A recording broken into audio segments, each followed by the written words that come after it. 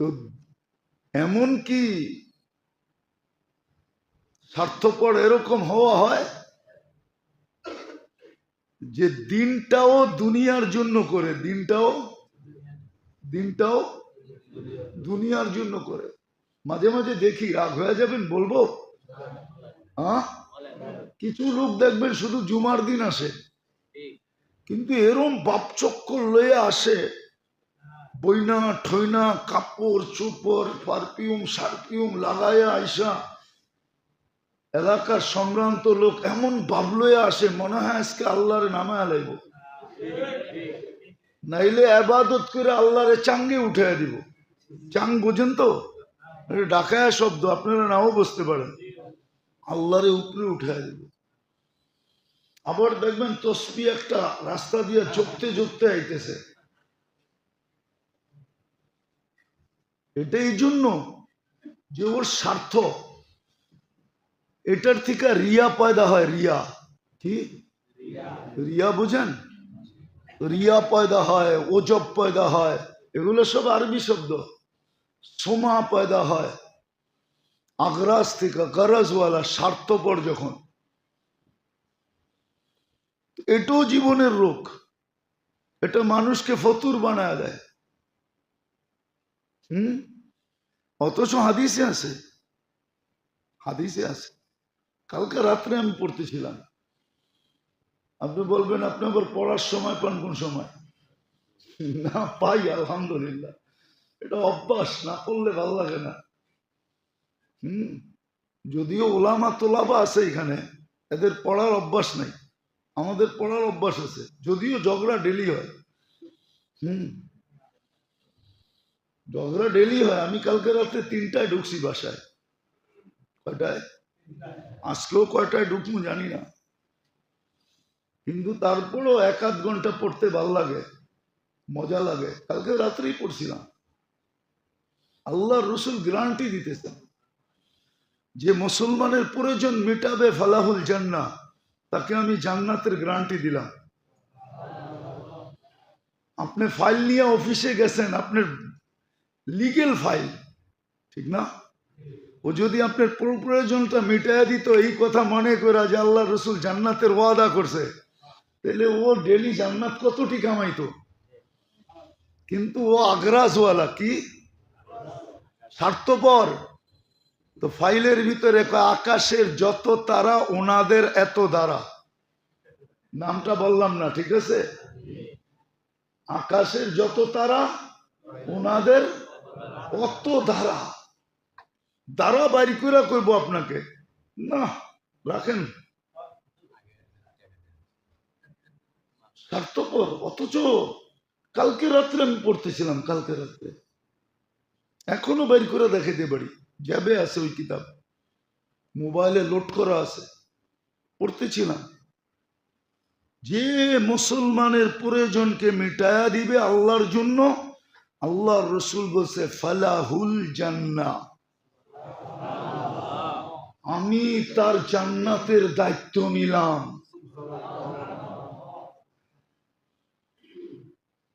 কি ওর কি বেতন কমে যেত? কিন্তু ওই যে স্বার্থপর, জান্নাত যায় যাক, জান্নাত যায়, জান্নাত দিয়ে কি করব? দুনিয়া হওয়া চাই, ঠিক না? দুনিয়া মাঝে মাঝে তো দেখা যায় বাড়ি থুইয়া জঙ্গলে করে, ঠিক না? এটাও তো দেখা যায় না? দেখা যায় না? কে করছে এটা? বাড়ি থুইয়া হাসপাতালে চিতয়ে আছে, ঠিক না? এটাও তো দেখা যায়। সবকিছু বাদেই দিলাম, কবরস্থানে কেমনে শুয়ে আছে এত সুন্দর বাড়ি থুইয়া। আমার মনে হয় 2-3 দিন আগেই আমি কোথাও গেছিলাম, প্রোগ্রাম তো ডেলি যাওয়া হয় গ্রামগঞ্জে, তো কিছু বাড়িতে যাওয়া হয়। তো ওই ব্যক্তির বাড়ি দেখে আমি ভাবতেছিলাম যে এই ব্যক্তি কবরে থাকবে কি করে? ওর কি একটু মনে পড়বে না যে আমার এত সুন্দর বাড়ি, আমি এখানে আসি কি করে? ভাবা তো উচিত ছিল যে কবরে এই সুন্দর বাড়ি থুইয়া থাকবো কেমনে, কিন্তু থাকতে তো হবে, গড়ালারাই তো রেখে আসবে, ঠিক না? এগুলো হলো জীবনের রোগ। আছে কিনা আগে টেস্ট করেন। শুধু ডাক্তারের কাছে যে বললেন না, অনেক সময় দেখি ডাক্তার বলে আপনার কোনো টেস্টের দরকার নেই, কিন্তু রুগী বলে আরে ডাক্তার সাহেব দুটা লেখা দেন না। জিগান, বিশ্বাস হয় না? আমার অনেক ডাক্তার পরিচিত আছে, মোহব্বতের আছে, মাঝে মাঝে যাওয়া হয়, এমনি যাই, অনেকদিন দেখা হয় না, ফোন করলো দেখা হয় না, আমরাও চেম্বার থেকে আসতে পারি না, যাওয়ার পথে একটু বসেন দেখা হোক। তো দেখি রুগী বলে, ডাক্তার বলে না না আপনার টেস্টের দরকার নেই। আরে না ডাক্তার সাহেব দেন না দুটা 10টা লেখা। তো ডাক্তার কি করবো, অপারগ হয়ে পুরা লেখা দিয়ে দেয় A to Z, করা তুই। কিন্তু করার পরে দেখা যায় কোনো রোগ নাই। তো মাঝে মাঝে টেস্ট করেন আপনার এই রোগগুলো আছে কিনা। এটার প্যাথোলজি সেন্টার আছে, আছে কিন্তু সাইনবোর্ড লাগানো নাই, আপনাকে খুঁজে বের করতে হবে। কিন্তু সাইনবোর্ড ভয়ে লাগায় না, আবার ব্যাটালার আয়া যদি ব্যাট চায় তাহলে কি করব, ওই ব্যাটা তো পয়সা নেয় না। আয়া তো ব্যাটালারা ব্যাটও চাইতে পারে, সাইনবোর্ড দেখলেই তো ব্যাটালা আসে, ঠিক না? মনে হয় হুজুরে বোঝে নাই, ব্যবসা নাই তো কোত্থেকে বুঝবো, সাইনবোর্ড দেখলেই ব্যাটালারা আসে। এই জন্য এগুলোর সাইনবোর্ড লাগায় না। ব্যাটালা আসবে, ট্যাক্সালা আসবে, কিন্তু আছে লোক, প্যাথোলজি সেন্টার আছে। আপনার এই জীবনে রোগ আছে কি নাই, এটার প্যাথোলজি সেন্টার আছে, দুনিয়াতে আছে। খুঁজা বাইর করতে হবে, খুঁজা, তখন যা বুঝবেন। এই জন্যই আগে নিয়ম ছিল, এখন নিয়ম নেই। আজকে রাজাকেও যেতে হইতো, দেশের রাজা পর্যন্ত যা বয়ে থাকতেন, দেশের রাজা পর্যন্ত যা বয়ে থাকতেন। দেখেন নাইলে কিতাবে কেন লেখা আসলো, মালিক ইবনে মারওয়ানের মতো রাজা। আপনি মালিক ইবনে মারওয়ানরে চিনেন না, ইতিহাস পড়েন না, কোত্থেকে চিনবেন? মুসলমান তো নিজেদের সন্তানকেই চিনে না। কেন আত্মীয়তা, রিলেশনশিপের চর্চা আমাদের ভিতরে নাই, দিন দিন শেষ হয়ে যেতেছে। অনেক আছে এখানে খালতো ভাই, চাস্তো ভাই, একটু দূরের রিলেশনকে চিনে না। দেখলে চিনবে না, পরিচয় দিলে চিনে, হ তুমি অমুক, কিন্তু এমনি কোনো পরিচয় নাই, চিনা নাই। আছে হাজারো, সত্য এটা। রিলেশনশিপের ইয়ে নাই আমাদের ভিতরে। তো যেটা বলতেছিলাম, এই জন্য এটা রোগ, আপনার চিকিৎসা নেওয়া উচিত। আগে ছিল মালিক ইবনে মারওয়ান, ফজাইল ইবনে ইয়াজ রহমতুল্লাহ জুতা বুকে নিয়ে দাঁড়ায় আছে, অথচ আমিরুল মুমিনিন, সময়ের রাজা, বাদশাহ, আর বর্তমান বাদশাদের মতো। তো জিজ্ঞাসা করছে জুতা বুকে কেন, বলছে এলেমের কদর করতেছি, তুই বুঝবি না, সরেন থেকে। এলেমের কদর করতেছি, এলেমওয়ালা ফজাইল ইবনে ইয়াজ রহমতুল্লাহ আলাই, ইমামুল হারমাইন, 2 হেরেমের সবচেয়ে বড় আলেম, ওর জুতার কদর করতেছে, বুকে রেখা। বাদশারা পর্যন্ত যেতেন, মাসের পর মাস পড়া থাকতেন, বৎসরের পর বৎসর পড়া থাকতেন আল্লাহওয়ালাদের সোহবতে, আলেমদের সোহবতে। এখন পড়া থাকবে কেন? এখন তো আমরা প্রত্যেকেই রাগ হয়ে যাবেন, প্রত্যেকেই নিজেকে হুজুরের থেকে আপডেট মনে করি, ভালো মনে করি। যে খারাপ আছে তো মোল্লাই আছে দুনিয়াতে, আর কেউ খারাপ নেই। মোল্লারাই কি, আর কেউ খারাপ নেই, আমরা সব ভালো। মোল্লারা না থাকলে আমরা ঠিক থাকতাম, ঠিক না? আমি তো মাঝে মাঝে বলি, নেটের মাধ্যমে মোল্লা উঠাইয়া দেওয়া যায়। নেটের মাধ্যমে কম্পিউটারে যায়েন, দুনিয়াটা নিয়ে আসেন, এখন দেওয়া দেয়। মোল্লা গুড়ারে বাইসা বাইসা উঠাইয়া দিয়ে তারপরে টেলিভিশনে কম্পিউটারে দেখেন দুনিয়াটারে কেমন দেখা যায়। মোল্লাগুলা উঠায়া দিতে দেরি, দেখবেন আপনার কম্পিউটারের কালার চেঞ্জ হতে দেরি করে না, খোদার কসম চেঞ্জ হবে, আপনি করে দেখেন আপনার কম্পিউটারের কালার চেঞ্জ হয়ে যাবে। কিন্তু আজকে সমাজ ভাবে কি মোল্লাহি সব নাটের কি নাটের গুরু, এটিকে উঠে দিলে আমরা ভালো থাকতাম। তোমরা ভালো থাকতে, তাহলে তোমাদের জন্য রাত্রে কান্ত কে? রাত্রে মুসল্লায় পড়ে কে কান্ত? এই কথা বইলা किसी को सोने में मजा, किसी को खाने में, किसी को मजा आता है सोने में, किसी को आता है खाने में, हमें तो मजा आता है तेरे आगे रोने में। তোর জন্য কে কান্ত? কে উঠা বাংলাদেশের পরিবেশকে এই লাল সবুজের পরিধিকে আধ্যাত্মিক সুরক্ষার চাদর দিয়ে কে ডাকতো? মোল্লারাই তো ওইটা রাত্রে ঢাকে। যখন তুমি ঘুমে থাকো, 40,000 হেফজোখানার ছেলেরা রাত্রে ঘুমের থেকে উঠা লাল সবুজের পরিধিকে আধ্যাত্মিক সুরক্ষার চাদর দিয়ে ঢেকা দেয়। আমার তো বিশ্বাস, আমার কথা লেখা রাখেন, আমি মাটি টেস্ট করে বলতেছি, মাটি সয়েল টেস্ট করে, যে বাংলাদেশ নিয়ে খেলবে, এই মাটি আপনি চিনেন না, আমার সয়েল টেস্টে বলতেছি, আমার কোনো সংস্থান না, এই দেশ নিয়ে যে খেলবে একদিন আগে বা পরে সে বেইজ্জত হবে, এতে কোনো সন্দেহ নেই। যদি কোনো পরাশক্তিও খেলতে চায়, ও বেইজ্জত হবে। এই দেশের মানুষের খেলতে হবে না, এই মাটি খেলবে। আপনি জানেন না এই মাটি কোন মাটি?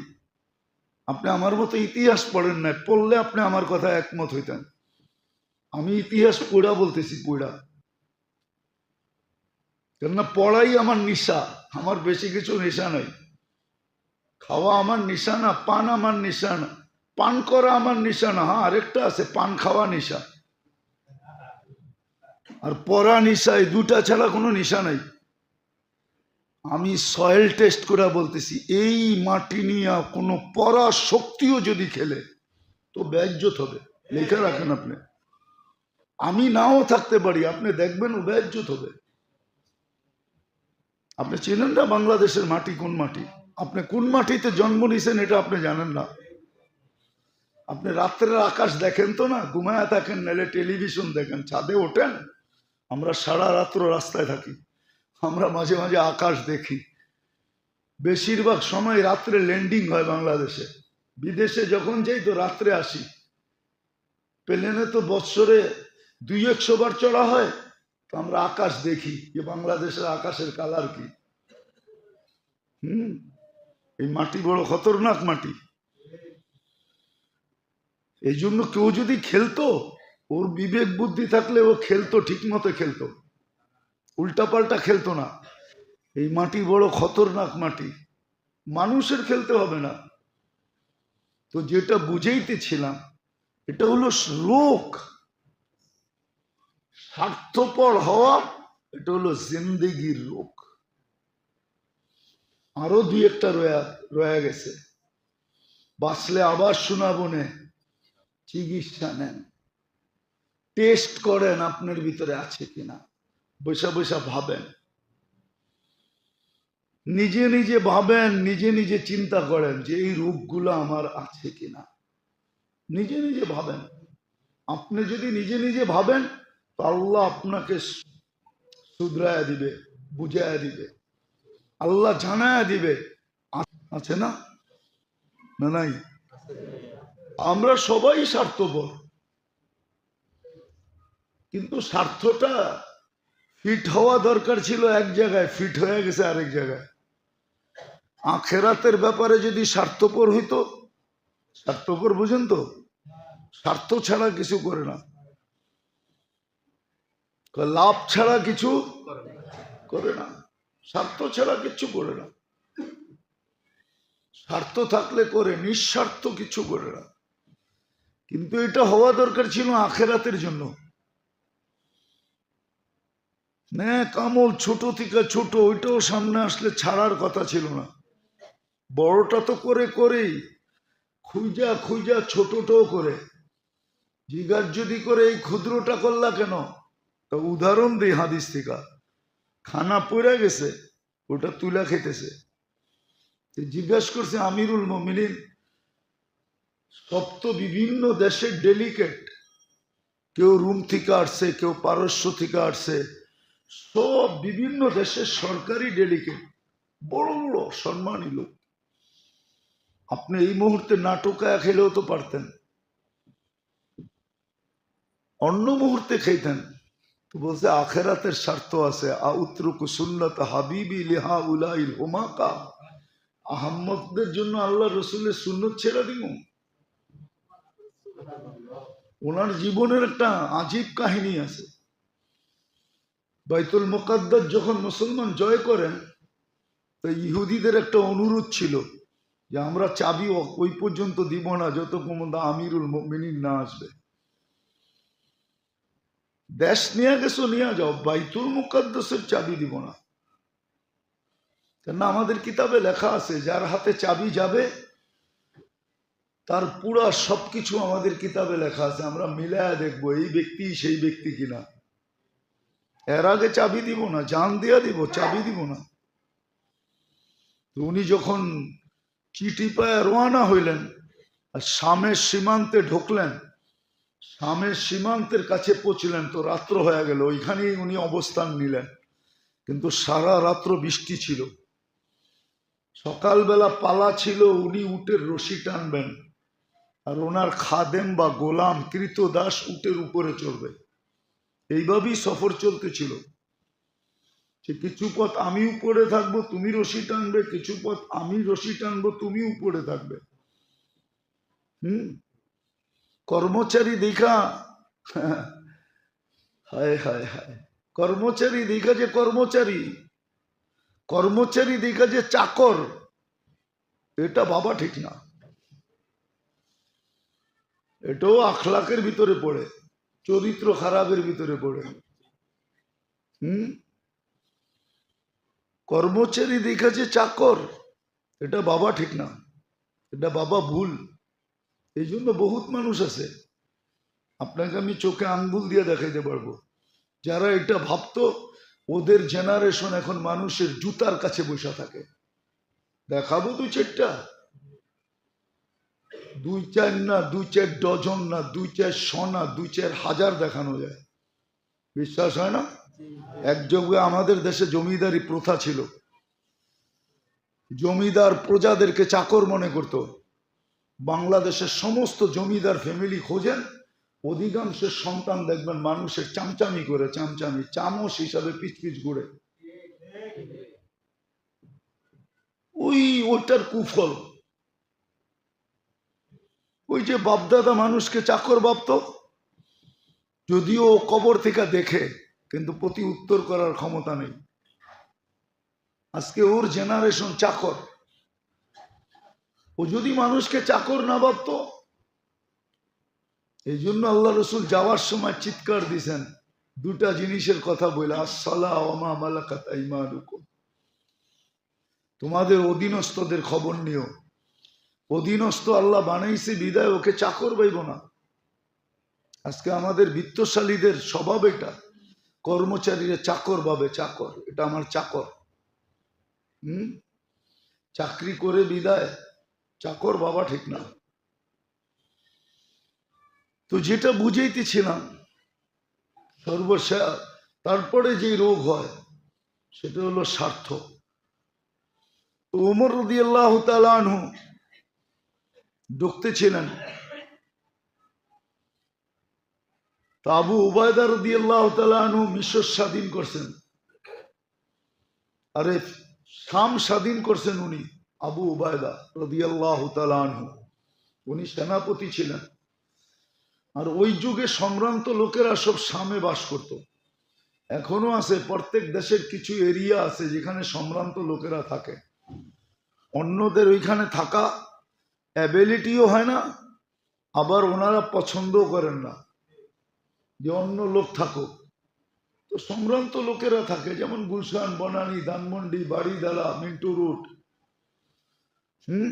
কিছু ফ্ল্যাট আছে, ওইখানে সম্ভ্রান্ত লোকেরা থাকে, অন্য কেউ থাকে না। আপনি ঢুকলে দেখা যাবে পারে না, ল্যাংটা করে চেক করবে। আছে না? না নাই? মনে হয় নাই? চিনেন টিনেন না মনে হয়? আমি চিনি, মাঝে মাঝে যাওয়া হয়, দেখি। আমারে চেক না করলেও অন্যেরে চেক করে, অন্যেরে চেক করে। আছে কিছু জায়গা এরকম। আমরা মুরব্বী ছিলেন, দুনিয়ার থেকে চলে গেছে, এক জায়গায় গেছে, এখানে লুঙ্গি পরা ঢুকা যাবে না। তো উনি লুঙ্গি জুব্বা পড়া ছিল, লুঙ্গি খুলা ফেলাইতেছিলেন। যে লুঙ্গি যখন পড়া ঢুকা যাবে না, তো লুঙ্গি রেখা যাই, আমার তো জুব্বা পড়া আছে, অসুবিধা কি? হ্যাঁ হ্যাঁ, আপনার মনে হয় চিনেন না, ঠিক না? আছে, চলেন আমার সাথে দেখা দিব। উত্তরে আছে কিছু খাওয়ার হোটেল আছে, লুঙ্গি পরা ঢোকা যায় না। লুঙ্গি পরা গেলে আপনাকে ঢুকতে দিবে না, লুঙ্গি পড়া গেলে আপনাকে ঢুকতে দিবে না। তো ওইখানে এরমই করা উচিত, লুঙ্গি খুলে রেখা যেই তোর কাছে আয়া, আবার পরে পড়বো না, কি কন? তো যেটা বুঝাইতেছিলাম, স্বার্থ এটা জীবনের রোগ। বহুত লোক আছে স্বার্থপর, এটাকে আগ্রাস বলে, করাস, স্বার্থপর। এটাও জীবনের রোগ। তখন ও দুনিয়ার স্বার্থ দেখে, আখেরাতের স্বার্থ দেখে না। এটাই কোরআনে ইঙ্গিত দিছে। তখন ও অন্ধ হয়ে যায়। তামাল কুলুবুল্লাযী ফিস সুদূর, দিলের ভিতরে যে মনটা আছে ওটা আন্ধা হয়ে যায়, চোখে অন্ধ হয় না। হ্যাঁ, চোখে অন্ধ হবে কালকে। ওমান আরাদা আন যিকরি ফাইন্না লাহু মাঈশাতান দানকা ওয়া নাহশুরুহু ইয়াওমাল কিয়ামাতি আ'মা। কিয়ামতের দিন অন্ধ উঠবে। আজকে দিলের চক্ষু অন্ধ হয়ে যায়, সত্য এটাই। দুনিয়া শিখতে হয় না, এমনি শিখা যায়।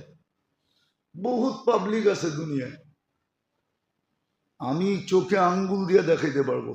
ঢাকা শহরেই তো বড় হইছি, বড় তো ঢাকা শহরই হইছি। আমার মনে আছে আমি কোনখানে ছিলাম, বলাকা সিনেমা হলের সামনে দিয়ে যখন ট্রেন লাইন ছিল, আর ফুলবাড়িয়া এসে থামতো, তখন মনে আছে আমার 10 পয়সা দিতাম, ট্রেনের লাইনের উপরে ট্রেন যাইতো, তো এত লম্বা হয়ে যেত, এক আঙ্গুলের সমান। আর বাড়িতে গেলে দে পিটা, কেননা তখন 10 পয়সার দাম ছিল। তখন 10 পয়সার, হ্যাঁ, কয়েকবার ভুলে 1 টাকা দিয়া দিছিলাম, পিটা এখনো মনে আছে। 1 টাকা দিয়ে তখন বাজার করা যেত।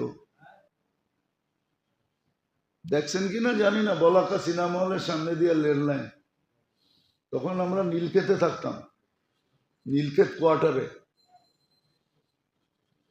ইউনিভার্সিটির কোয়ার্টার যেটা নীলক্ষেত, ওইখানে থাকতাম। তো ঢাকা শহরেই তো বড় হয়েছি, দেখাইতে পারি।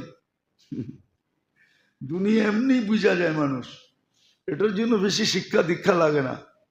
নাহলে আমি নাম নিলে আপনারা এখনো চিনবেন, কোনো শিক্ষা দীক্ষা ছিল না। এখন হয়তো প্যারাডোতে চলে, চার্টার্ড অ্যাকাউন্টেন্টের কাছে চাকরি করে, বিরাট কোম্পানি, লক্ষ লক্ষ লোক সালাম দেয়, কিন্তু শিক্ষা দীক্ষা তেমন নাই। কোনো অক্সফোর্ড ইউনিভার্সিটিতে পড়ে নাই, ঢাকা ইউনিভার্সিটির বারিন্দাও দেখে নাই। বাকিগুলা বাদ দিলাম, আমি নাম নিয়ে নিয়ে বলতে পারি, আমার এটা এত ডাল না। আলহামদুলিল্লাহ, সুম্মা আলহামদুলিল্লাহ, ব্রেন বড় পরিষ্কার এখনো। নাম বলবো না,